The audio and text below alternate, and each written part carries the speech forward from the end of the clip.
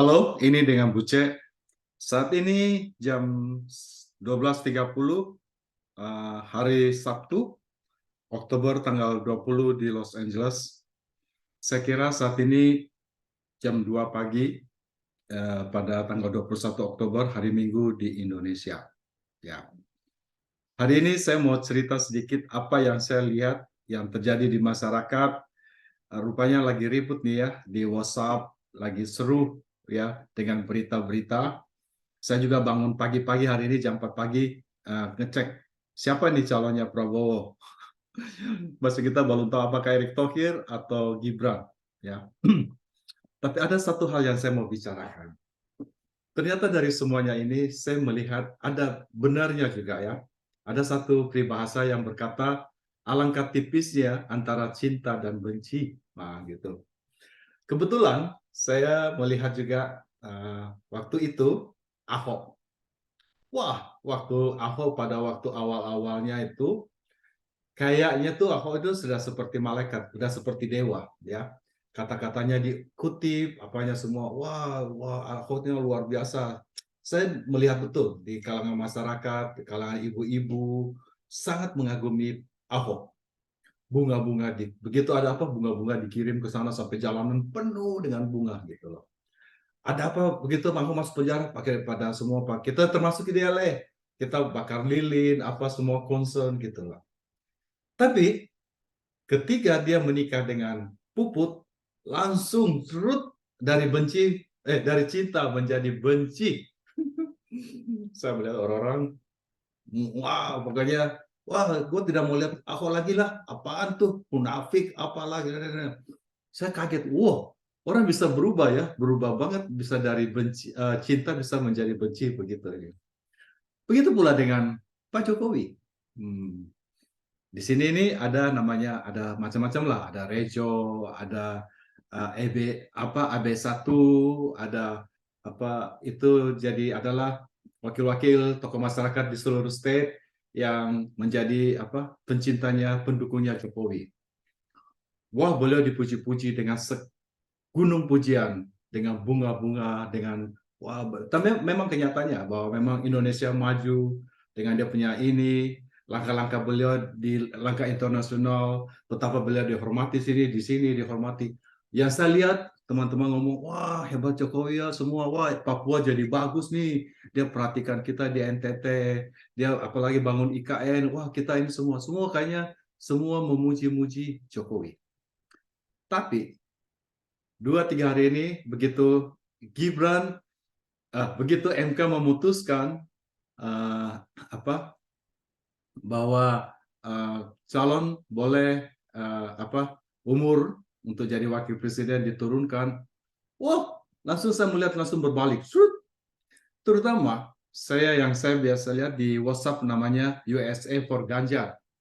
Tadinya itu adalah orang-orang yang sangat wah memuji-muji lah semua positif lah gini. Begitu ini mulai keluar, wah saya kecewa, kok bisa apa gini, wah dinasti keluarga lah apa semua. Saya bingung, wow orang bisa cepat sekali langsung berubah ya dari cinta menjadi benci. Saya tidak berpolitik karena saya warga negara Amerika ya. Saya cuma ceritakan apa yang saya lihat ya. Saya tidak ya itu terserah masing-masing orang mempunyai pilihan. Tapi kalau kalian tanya pendapat saya, oke, pendapat saya begini. Saya tetap percaya akan uh, Pak Jokowi. Kenapa?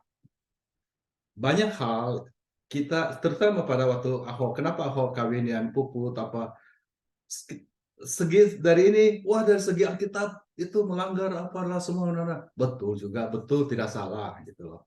Ya dari ini kenapa begini-begini dia harusnya ini. Tapi banyak hal yang kita tidak mengetahui di belakang layar. Ada hal-hal yang kita tidak tahu ya. Orang tua saya juga bercerai dan seharusnya tidak boleh. Tapi ada sesuatu yang terjadi yang kita tahu yang tidak boleh orang kita tidak bisa ngomong di luar. Saya mengerti juga hal seperti itu. Jadi ada hal yang tidak semua harus bisa diceritakan ke publik. Saya juga mengerti barangkali ada hal-hal yang Pak Jokowi tahu yang publik tidak boleh tahu dan tidak bisa dibicarakan. Ada hal-hal yang kita tidak bisa kasih tahu ke orang-orang, hanya kita yang tahu gitu. Tapi kita tahu situasi yang sebenarnya.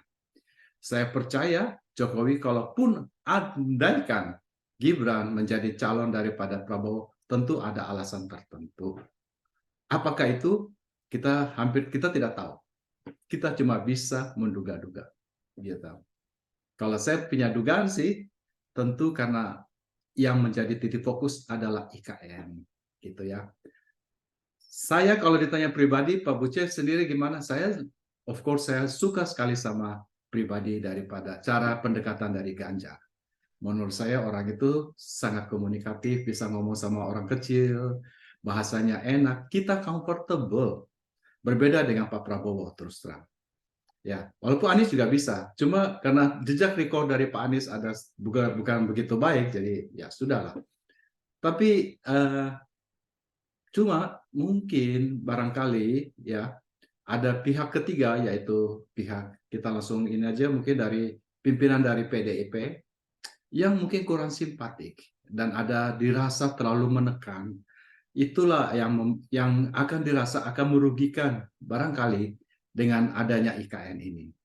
So menurut saya kalau masalah kepentingan mau melanggengkan kekuasaan, terus terang saya ragu akan hal itu. Saya rasa itu bukan merupakan, sebab kalau saya tahu betul pada waktu awal-awalnya kalau mau melanggengkan kekuasaan sebenarnya sudah banyak yang menawarkan untuk Jokowi 3 periode. Dan saya dengar dari teman-teman apa semua sudah mereka merapatkan barisan untuk mengamandemen UUD 45 karena memang make sense sebab proyek ikan ini sangat besar. Kalau tidak dikawal susah sekali. Sayang banget investment apa semua akan runtuh. Dan kita tidak bisa sangkali bahwa the big force daripada proyek ini adalah Pak Jokowi sendiri. Kalau tidak ada beliau, tampaknya tidak akan jalan gitu loh. So, kalau menurut saya sebenarnya yang menjadi concern itu bukan karena mau melanggengkan kekuasaan, karena pada waktu itu waktu beliau ditawarin, dia tidak mau, tidak mau. Orang-orang saya dengar, saya sendiri dihubungi dengan beberapa dari pendukung organisasi massa pendukung Jokowi yang menceritakan pada saya, mereka siap untuk maunya Jokowi 3 periode. Waktu itu saya bilang, bagaimana kalau Ganjar? Enggak Pak Buce, kita mau Jokowi 3 periode. Ternyata oleh beliau mentah-mentah ditolak. Saya kira tidak make sense kalau beliau menolak 3 periode, terus mau mempertaruhkan segala sesuatu supaya melanggengkan politik dinasti. Saya kira tidak begitu juga. Dan saya kira kalau menurut saya loh, kita semua menduga-duga. Kita juga nggak tahu siapa yang akan dipilih. Menurut saya sebenarnya main concern beliau itu adalah IKN. Karena IKN ini kita punya investment sangat besar di situ dan beliau mau menjaga supaya ini bisa ada kelanjutan. Saya tidak tahu, kita tidak tahu akan ada deal apa yang diberikan oleh mungkin Pak Prabowo kepada beliau, tetapi pasti deal itu akan menguntungkan IKN. Sehingga kalau beliau bisa bernekat seperti itu tentu karena ada alasan itu. Karena beliau telah menghitung-hitung dan tentu hal itu banyak yang tidak bisa dibukakan sepenuhnya ke masyarakat. So itu yang saya pikir ya. Dan yang saya lihat apa yang terjadi di sini. Saat ini teman-teman kita di LA, ya saya cerita hanya di LA, karena saya tidak cerita luar negeri. Dan di Amerika lah, at least. Karena saya ada lihat apa yang mereka ngomongin, bicarain. Kemarin saya sudah diajak, Pak Buce, tanggal 28 ya, kita ada sama teman kita Sandy. Pak Buce, ada tanggal 28 ya, mau ada kumpul-kumpul ya Jokowi. Ada juga Pak Buce, kita mau ini ya untuk dukungan Pak Prabowo dari Gerindra. Ya, ya. Saya tidak akan lihatlah gitu ya. Tapi telah mulai bergerak di sini.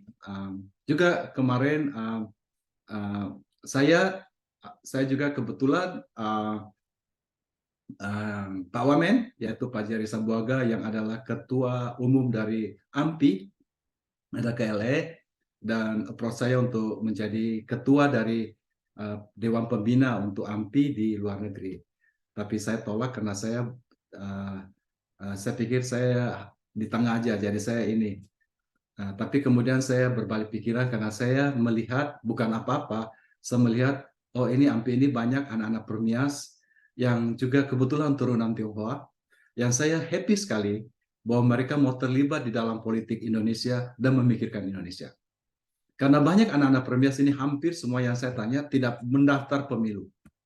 Nah, kalau dengan ini mereka at least mereka ada melakukan salah satu kewajiban mereka dan hak mereka yaitu ikut memilih. Dan at least ada membangun kebangsaan dan saya pikir itu bagus, itu positif. Jadi saya mau jadi pembina tapi tidak mau jadi kepalanya, ketuanya, tapi saya tidak mau.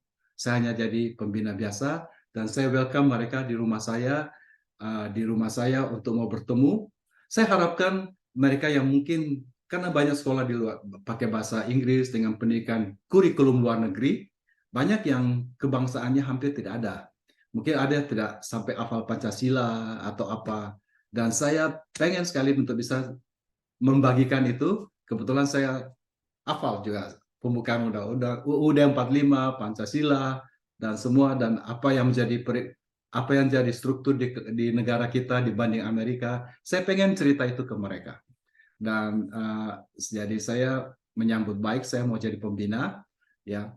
Tapi bukan berarti saya mengikut garis ketentuan dari atas, ya. Dan itulah sedikit yang ini. Dan kebetulan karena saya diaspora, saya juga saat ini saya menginterview para caleg-caleg yang akan running untuk luar negeri. Bukan tidak ada kepentingan apa-apa bagi saya. Saya tidak butuh jabatan, saya tidak butuh posisi, saya tidak butuh uang, saya tidak butuh bisnis. Saya hanya mau supaya para pemilih diaspora ini mengetahui siapa-siapa yang akan mereka pilih. Itu penting. Kalau tidak, kita hanya melihat foto yang kita kira-kira kenal atau kira-kira satu suku. Oh, ini orang Manado, jadi saya pilih orang Manado. Oh, ini orang Batak. Oh, ini orang Kristen. Saya tidak mau orang memilih karena itu. Saya mau orang memilih karena dia mempunyai posisi, dia tahu ini siapa, orang-orang ini siapa. Ternyata setelah saya interview beberapa dari mereka dari berbagai macam partai. So far saya sudah sampai saat ini saya sudah interview dari PKB, dari PDIP, dari Golkar. Nanti saya mungkin interview Uya Kuya dari PAN, dan saya akan interview dari Once yang running untuk PDIP untuk luar negeri. Dan mungkin saya akan interview juga dari Gerindra, dari Nasdem. Jadi kita melihat bukan partainya, tapi potensial orangnya. Siapa orang itu yang ini? Dan menurut saya, diaspora juga bisa memilih terpisah. Jadi tidak usah mengikuti misalnya Golkar memilih Pak Prabowo, tapi kamu mau pilih Ganjar, silakan gitu loh. Bisa karena pilih itunya duanya yang berbeda, ya. Dan kamu boleh untuk melakukan hal itu. Itulah sedikit yang ini, dan saya tidak bisa memilih lagi. Tapi saya mengencourage dan memberikan informasi sebanyak mungkin untuk sahabat-sahabat kami diaspora di luar negeri. Bukan hanya di Amerika saja, tapi di luar negeri. Sebagai gambaran, Jakarta Selatan, Jakarta Utara, mungkin diprediksi itu banyak di Indonesia, sekitar 2-3 juta, 4 juta barangkali ya. Nah, di luar negeri, diaspora dianggap sekitar 2 juta gitu. Kemarin saya dengar kemarin ada sosialisasi lagi untuk pemilu di KJRI waktu pertemuan perkenalan dengan konjen yang baru. Tapi saya mau kasih tahu juga bahwa pendaftaran sudah ditutup. Tetapi untuk pemilu ya. Tapi kalau kamu sudah terdaftar namanya, kayak anak-anak ini kan semua terdaftar di Jakarta. Mereka sudah cukup umur, nama mereka terdaftar di Jakarta, bisa dipindahkan ke LA. Dan itu masih bisa, itu masih memenuhi syarat. Gitu. Jadi terutama untuk adik-adik Permias yang sekolah di sini, yang ada di sini, pergunakan hak dan kewajiban kalian. Itu adalah kewajiban kalian dan hak kalian untuk melakukan pemilu. Ya, saya menghimbau supaya kita semua datang untuk mensukseskan. Ya, saya bukan warga negara Indonesia lagi, saya warga negara Amerika, tapi hati saya tetap memikirkan apa yang terjadi di Indonesia. Terima kasih.